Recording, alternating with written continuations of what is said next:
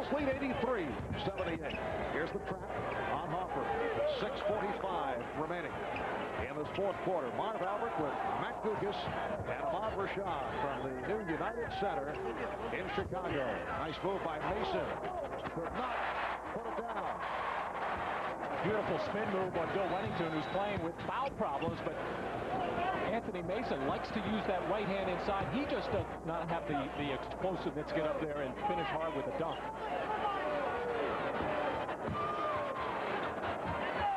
Five on the 24.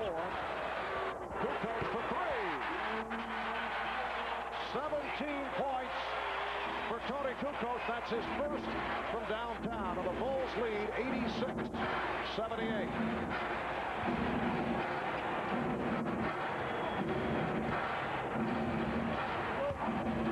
Ewing with the spin.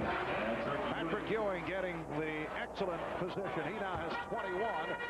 And the Knicks are trailing by 6. That was all set up by good ball movement. The ball finally went back up top after it was reversed one time, and Oakley with the little drop passes. Ewing making the move too quick before a double team could come. Bulls now using most of the shot clock. Pippen. Ewing snatches the rebound. In the past, we look over the Pat Riley era as coach of the New York Knicks.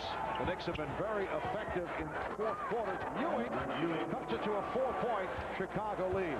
But that has not been the case this season, and this is where the new defensive rules have had an effect. The Knicks are not able to clamp down on opponents the way they have in the past. Foul is called, and it is a flagrant.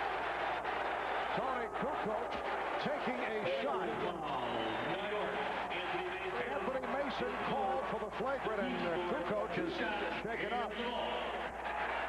As I said, the Knicks have not been able to clamp down, but that was an over-aggressive move by Mason. Well, Tony able to beat Charles Oakley here. Mason coming over to help out, and the obvious is the last couple of times that people have gone to the basket, the Knicks have taken hard fouls. The last time Hubert Davis was involved, he took one, and here Mason making sure that it's not going to be a three-point play. That was excessive, and that's why Kukoc will get the 2 free throws and possession of the basketball.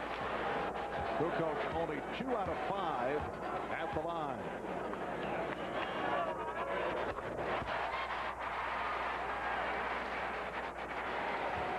Well, Pat Riley arguing in the call, but I don't think there was any question about that one. No, it was a hard foul, and I don't think Anthony Mason's intent there was to hurt anybody, just trying to prevent the field goal, but he happened to hit Kukoc up in the head and neck area where he's going to be sore tomorrow. The Bulls 87 and the Knicks 82. Kukoc on the drive. And it's rebounded by Wennington. Armstrong.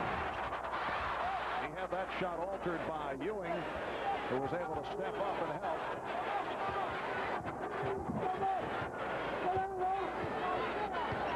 Hoffer and Davis at the guards. Ewing, Oakley, Mason up front. Davis playing for John Starks. Again, the good move by Hoffer. This time he beat Armstrong. And the Bulls lead by 3, leading to a timeout by Phil Jackson, who is right in the face of B.J. Armstrong. Well, the high pick and roll with Derek Harper and Patrick Ewing spreads the floor, and just no help coming and no shot blocking effect there from Bill Wennington. Armstrong as B.J. headed back to the bench. 4:24 remaining in this fourth quarter. The Bulls 87 and the Knicks 84. Pat Riley was telling us prior to the game that one of the many problems that the Knicks have had this year is the lack of rebounding, and they have been out-rebounded here today by the Bulls 36-32. And the biggest problem is at the offensive end. And the Knicks, of course, a good defensive team, even with the new interpretation of the rules, a good defensive rebounding team. But for some unexplainable reason, not strong on the offensive boards this season so far. Shot clock at 7. It's down to 3. And Wennington stepped out. Good defensive sequence by the Knicks. So both the Knicks and the Bulls have committed 17 turnovers, 17 apiece. They collapse on Ewing. Gets it inside to Oakley. They swing it around. Ewing came up short.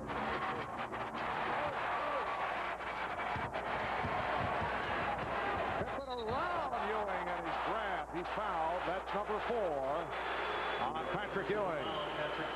And Ewing did not allow the shot. Well, a difficult job for Patrick Ewing in the open floor, trying to keep in front of Scottie Pippen with a little hesitation move and tiny crossover to go to the left side. Patrick Ewing, all he could do was grab on and hold, but made sure that Pippen did not get to the basket. He's a 70% free throw shooter. He's now 7 of 10 at the line. Scottie Pippen with 28 points, 13 rebounds, 5 steals. Off the back tap, it's rescued by Pippen, who's fouled by Davis. And with the Knicks over the limit, Pippen will go back to the free throw line.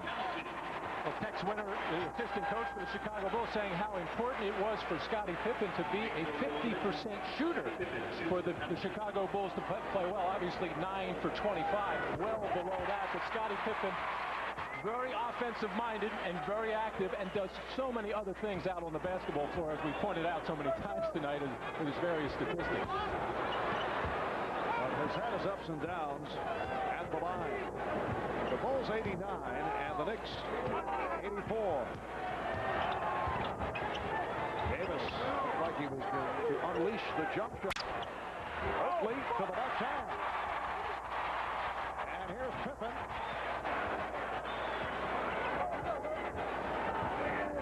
Kukoc is fouled.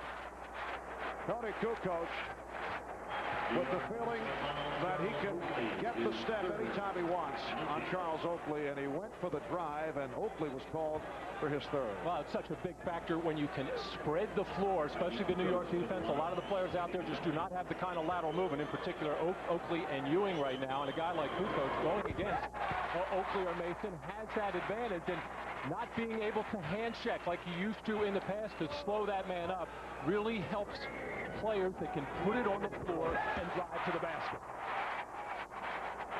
The Bulls with a 7-point lead and a timeout taken.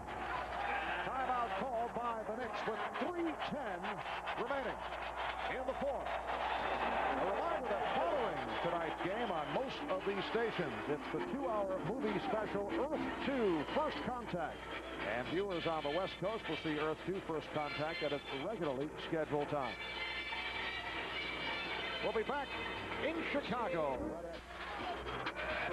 Well, there have been a number of memorable NBA games on Christmas Day. December the 25th, 1984, the Knicks versus the Nets. Bernard King of the Knicks had a Christmas to remember. He had 60 points in all, 40 in the first half. The 60 points, a Knicks franchise record, and the most points ever scored on Christmas Day. Bernard with 60. Wilt Chamberlain back in 61 had a 59-point explosion. Rick Barry with 50. Jerry West 47. But Bernard King with 60 back in 1984. Matt, can you recall any big scoring days on Christmas? I think I was 4 once. What a modest guy. It counts, and the foul. Patrick Ewing will go to the line.